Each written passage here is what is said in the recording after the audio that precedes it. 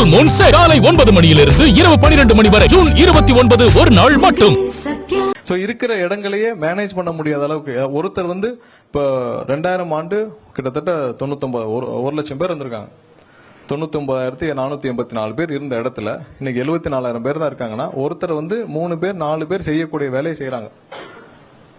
அதிகப்படியான பணி சுமை உள்ள ஒரு துறையாக இருக்கு. ஏன்னா அவங்க டே டு டே அவங்க களத்துல இருந்தாங்கணும்.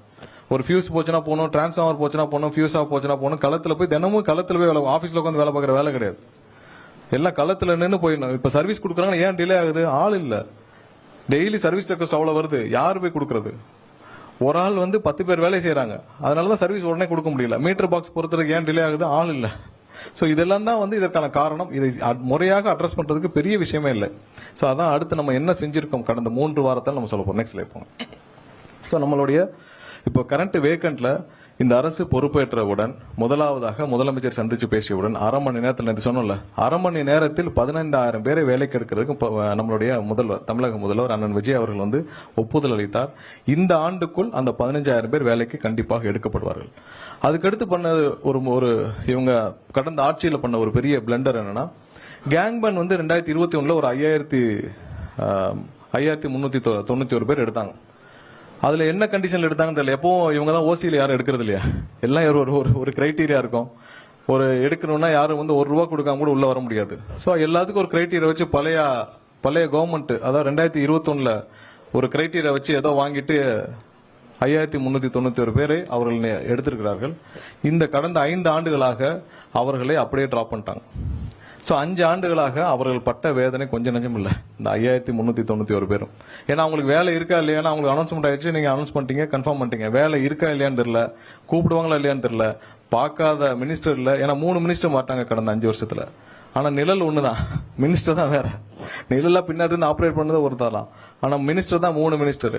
ஆனா பார்க்காத மினிஸ்டர் இல்ல, பார்க்காத சிஎம் இல்ல, எல்லாரையும் பார்த்தாச்சு. சிஎம், அவர் மாப்பிள்ள, பையன், மாப்பிள்ள ஃப்ரெண்ட்ஸ், பையன் ஃப்ரெண்ட்ஸ் எல்லாரையும் பார்த்திருக்காங்க. அவங்களுக்கு வழியே இல்லை.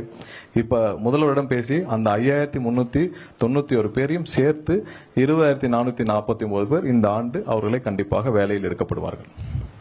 சோ இதற்கும் முதல்வரிடம் ஒப்புதல் வாங்கிவிட்டது. அது பினான்சியல் அப்ரூவல் இருக்கு, ஏன்னா ஏற்கனவே அனௌன்ஸ் பண்ணனால.